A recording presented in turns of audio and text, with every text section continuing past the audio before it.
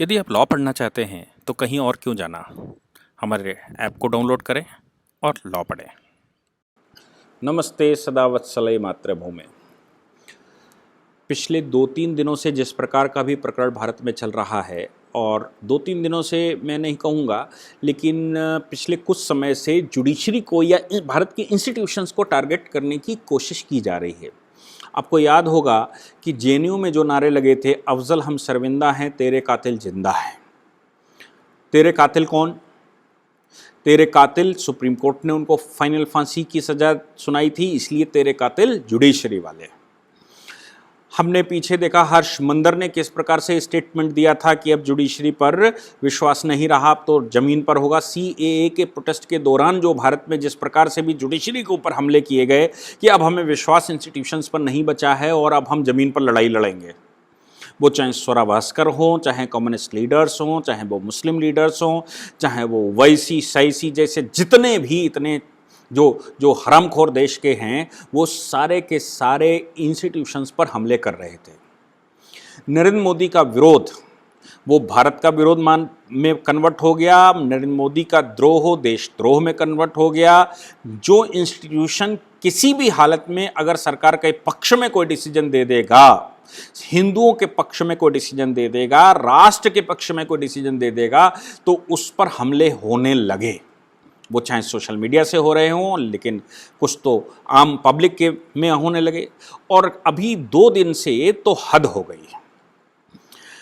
आंध्र प्रदेश में एक बड़ा स्कैम इस मामले का चल रहा था, क्योंकि आंध्र प्रदेश में जो सरकार बैठी हुई है जगनमोहन रेड्डी की सरकार के जो कारनामे वहां पर किए जा रहे होंगे या हो रहे हैं, उन कारनामों पर हाई कोर्ट में ही सब जानते हैं कि ऑनरेबल सुप्रीम कोर्ट, अगर भारत सरकार के बारे में हम कहीं कुछ लेकर आते हैं तो सुप्रीम कोर्ट और हाई कोर्ट जाते हैं, स्टेटों में कुछ गड़बड़ होता है तो हाई कोर्ट जाते हैं। आपको याद होगा कि जो हाथरस की घटना हुई, वहां प्रशासन ने रात में मिट्टी जला दी, हाईकोर्ट ने सुमोटो संज्ञान ले लिया और सरकार के अगेंस्ट में ऑर्डर कर दिया। सरकार ने आधा शब्द नहीं कहा, सरकार ने कहा कि जो ऑनरेबल हाई कोर्ट का डिसीजन है, उस जो ऑर्डर है उसको हम मानेंगे। योगी सरकार ने साफ कहा, केंद्र सरकार भी इसी मत की है कि जो order supreme court high court कर रहा है उस ऑर्डर को हम मानेंगे। अपना इंस्टीट्यूट है, अपनी मशीनरी है, अपनी मशीनरी को प्रोटेक्ट करना हमारा कर्तव्य बनता है। ये आज की योगी या मोदी सरकार का अपना मंत्र है, चाहे भले ही वो उनके खिलाफ ऑर्डर कर रहे हों, वो लेकिन उन ऑर्डर्स का सम्मान करते हैं क्योंकि हमारा इंस्टीट्यूशन है। कभी ऑर्डर फेवर में भी जाते हैं, जैसे राम मंदिर का ऑर्डर फेवर में चला गया, कभी ऑर्डर विरोध में भी जाते हैं। और जैसे ऑर्डर फेवर या विरोध में जाते हैं, इसका मतलब ये नहीं होता जुडिशरी का विरोध कर दिया जाएगा। अब प्रशांत भूषण के मन का ऑर्डर नहीं हुआ, उन्होंने जुडिशरी पर हमला कर दिया। केजरीवाल के मन का ऑर्डर नहीं होता, वो जुडिशरी पर हमला कर देते हैं। जगनमोहन रेड्डी के मंत्रालय और जगनमोहन रेड्डी के जो मिनिस्टर्स हैं और जो पार्टी के लोग हैं, वो आंध्र प्रदेश में लगातार जुडिशरी पर हमला कर रहे थे। और इतने हमले कर रहे थे कि जुडिशरी ने कई एक कंप्लेंटें पुलिस में करवा के रखी थी, रजिस्ट्रार जनरल ने कंप्लेंटें करवा के रखी थी, और इतने बुरे बुरे शब्द आंध्र प्रदेश में जजेस के लिए इस्तेमाल किए गए, जैसे ये जजेस बेकार हैं, इनका कुछ नहीं हो सकता, ये केवल अपनी पत्नियों के साथ लेट सकते हैं, इनको बाकी कुछ बुद्धि नहीं है, ये चंद्रबाबू नायडू के डायरेक्शन पर काम कर रहे हैं या अपोजिशन के फेवर में काम कर रहे हैं या आंध्र प्रदेश के विरुद्ध काम कर रहे हैं। अमरावती कोर्ट की बात मैं कर रहा हूँ। ये सारे स्टेटमेंट लगातार सोशल मीडिया में खुलकर बोले जा रहे थे, और उनमें जो भी जज, जो भी कोर्ट इनके अगेंस्ट में ऑर्डर आ जाता था, सरकार के अगेंस्ट में ऑर्डर आ जाता था, तो मालूम पड़ा उसकी सोशल मीडिया कैंपेन शुरू हो जाती थी। नतीजा ये निकला कि हाई कोर्ट ने कई एक ऑर्डर पुलिस को किए कि इस पर इन्वेस्टिगेशन किया जाए और इन्वेस्टिगेशन करके इन पर कार्रवाई की जाए। किसी भी मामले में वहाँ की पुलिस ने, वहाँ के प्रशासन ने इन्वेस्टिगेशन भी नहीं किया। नतीजा निकला कि अभी honourable Andhra Pradesh high court ने उन सभी जो मैटर्स थे उनका सुमोटो संज्ञान लेते हुए पूरे सारे मैटर सीबीआई को ट्रांसफर करने का ऑर्डर कर दिया। रजिस्ट्रार जनरल का उसमें कंप्लेंट था, complainant registrar general, petitioner registrar general बने, चूंकि रजिस्ट्रार जनरल ही लगातार पुलिस को लिख रहे थे कि इस पर इन्वेस्टिगेशन किया जाए कि भैया आखिर कौन है जो जुडिशरी को बदनाम करने की कोशिश कर रहा है। और जिस समय ये सीबीआई का ऑर्डर हो रहा था, उसी समय आंध्र प्रदेश के चीफ मिनिस्टर जगन मोहन रेड्डी, उन्होंने एक प्रेस कॉन्फ्रेंस करके एक स्टेटमेंट दे दिया और एक चिट्ठी उन्होंने भारत के चीफ जस्टिस को दी। Next chief justice honourable justice Ramana, जो अब अगले चीफ जस्टिस होने वाले हैं, और कहा जाता है कि सुप्रीम कोर्ट में उनकी छवि बहुत अच्छी है। मैं खुद भी ये एनालाइज किया हुआ है कि उनकी छवि सुप्रीम कोर्ट में बहुत अच्छी है, बहुत अच्छे जजेस में वो माने जाते हैं और उनकी कोर्ट एक अच्छी कोर्ट मानी जाती है, जिस कोर्ट में जस्टिस रमन्ना बैठे होंगे। अब ऑनरेबल जस्टिस रमन्ना के खिलाफ चीफ जस्टिस को लेटर लिखा गया। लेटर लिखना कोई बुरी बात नहीं है, जो आपके मन में है, जो आपको लगता है आप लिख सकते हैं, लेकिन वो सीक्रेट लेटर रहते हैं। आपने लिखा, चीफ जस्टिस को पता हुआ, बाकी किसी को पता नहीं लगता। लिखा गया कि ऑनरेबल जस्टिस रमन्ना के डायरेक्शन पर आंध्र प्रदेश हाई कोर्ट लगातार सरकार को परेशान कर रही है और सरकार के खिलाफ ऑर्डर कर रही है और सरकार को काम नहीं करने दे रही है।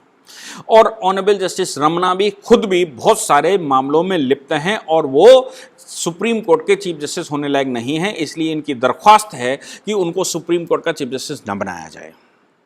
आपने लिख दिया था, लोग लिखते हैं, पिटीशनें लेकर आते हैं, अपनी बात कहते हैं, चीफ जस्टिस को लोग लेटर लिखते रहते हैं।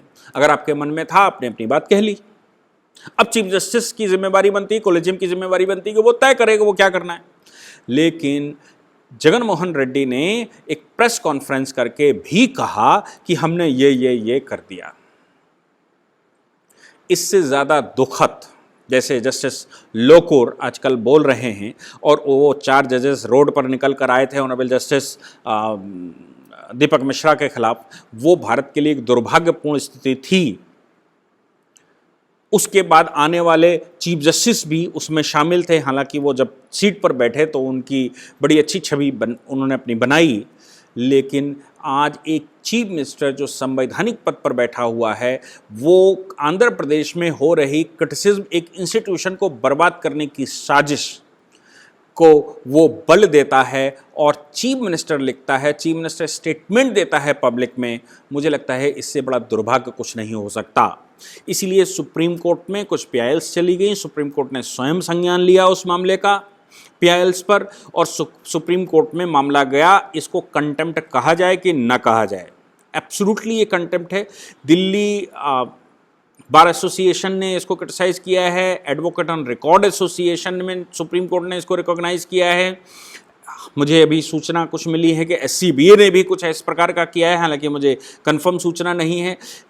लेकिन ये किसी चीफ मिनिस्टर का इस प्रकार से प्रोपोगंडा इंस्टीट्यूशंस को लेकर, मुझे लगता है इससे ज़्यादा दुर्भाग्यपूर्ण कुछ नहीं हो सकता। इंस्टीट्यूशन हमारा है, हमने इन इंस्टीट्यूशंस को बनाया है। कोई किसी की सरकार रही हो, इंस्टीट्यूशन कभी वो अपने हिसाब से, उनकी एक लॉजिकल स्टैंडिंग होती है, उनके पास अपने लीगल ग्राउंड्स होते हैं। जिस प्रकार कोर्ट में ग्राउंड्स चलते हैं उन पर वो डिसीजन देते हैं, जो कोर्ट्स में एविडेंसेस जाते हैं उन पर डिसीजन देते हैं। कभी कभी कोर्ट को भी मालूम होता है क्या सही और क्या गलत है, लेकिन एविडेंस फेवर में नहीं होते और आर्गूमेंट फेवर में नहीं होते और केस लॉस फेवर में नहीं होते या माहौल फेवर में नहीं होता, और लीगल मैटर ऐसा बोल रहा होता है, कोर्ट के अपने हाथ बंधे होते हैं, वो अपनी रीजनिंग को लेकर चलता है और उस रीजनिंग के आधार पर जजमेंट करता है। यह संभव है कि वो जजमेंट किसी के खिलाफ चला गया हो, लेकिन उस जजमेंट में भी रिव्यू के लिए हमने रास्ता खोला हुआ है। रिव्यू के बाद क्यूरेटिव पिटीशन के लिए हमने रास्ता खोला हुआ है, उसमें छोटी बड़ी बेंचों के लिए हमने रास्ते खोले हुए हैं। और उसके बाद पार्लियामेंट के पास भी ये अधिकार रहता है कि पार्लियामेंट भी उन कानूनों पर संशोधन ला सकता है। एडवोकेट, वो अटॉर्नी जनरल उन पर रिव्यू डाल सकता है, अटॉर्नी जनरल कोर्ट को रिक्वेस्ट कर सकता है। ऐसे बहुत सारे रास्ते हैं। अगर कभी इस प्रकार का जजमेंट आ जाता है, कोई डिसीजन आ जाता है, तो हम उस पर ये कार्रवाइयाँ करते हैं, लेकिन हम ओपन उसको क्रिटिसाइज नहीं करते। क्रिटिसाइज करने वाले देश के द्रोही होते हैं, देश में उनकी कोई स्थिति नहीं होती, क्योंकि हमारा इंस्टीट्यूशन अगर खराब हो जाएगा, हमारा सुप्रीम कोर्ट अगर कल को बंद हो जाएगा, कल हाई कोर्ट अगर कटघरे में खड़े हो जाएंगे, तो आप मुझे बताइए कि हम लीगल ये जस्टिस सिस्टम किससे लेंगे, हम कहाँ जाएंगे। सपोज हमने कहा कि ये हमारे विरुद्ध है, दूसरी खड़ी कर देते हैं, दूसरी खड़ी होगी तो एक ग्रुप उसके भी विरोध में जाएगा, क्योंकि जो आज इसके सपोर्ट में है वो कल उसके विरोध में जाएगा। नई वाली के, और आज जो इनके विरोध में है वो उसके सपोर्ट में जाएगा। ये सब कुछ चलना ही चलना है, क्योंकि हर एक व्यक्ति का अपना मेंटल सेटअप होता है। उस मेंटल सेटअप में जो लीगल रीजनिंग उसकी है, उस लीगल रीजनिंग के अनुसार जो कोर्ट में प्रेजेंटेशन होता है, जो फाइल बोल रही होती है, जो फाइल की रीजनिंग होती है, जो कोर्ट के आर्गूमेंट्स होते हैं, उन आर्गूमेंट्स के आधार पर ही कोर्ट डिसाइड करता है।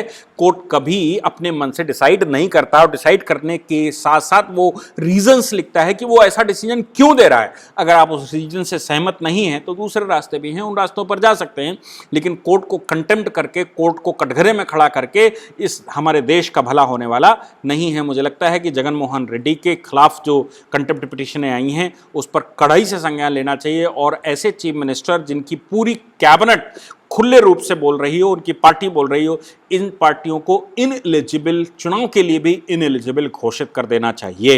ये भारत में चुनाव लड़ने के योग्य नहीं है, भारत के डेमोक्रेटिक सिस्टम में सर्वाइव करने के योग्य नहीं है, और ये भारत में इस प्रकार की पार्टियों का कोई स्थान नहीं हो सकता, इस प्रकार के लोगों को कोई स्थान नहीं हो सकता है, चाहे कोई कम्युनिटी का हो, किसी पार्टी का हो, और किसी भी संप्रदाय का क्यों ना हो। मुझे लगता है कि जगन मोहन रेड्डी इस प्रकरण से खुली माफ़ी मांगेंगे, और माफ़ी मांगकर भारत के डेमोक्रेटिक सिस्टम में, भारत के संविधान में, भारत के संवैधानिक पदों पर वो एक बार फिर से विश्वास जाहिर करेंगे और विश्वास जताएंगे, ऐसी मैं उनसे उम्मीद करता हूँ। Thank you. इस पूरी ऑर्गेनाइजेशन को चलाने के लिए आप नीचे डिस्क्रिप्शन से हमारे ऐप को डाउनलोड कर सकते हैं, जिससे कि लॉ स्टूडेंट्स को, लॉयर्स को और आम आदमी जो लॉ जानना चाहता है वो पेड क्लासेस का लाभ ले सकता है।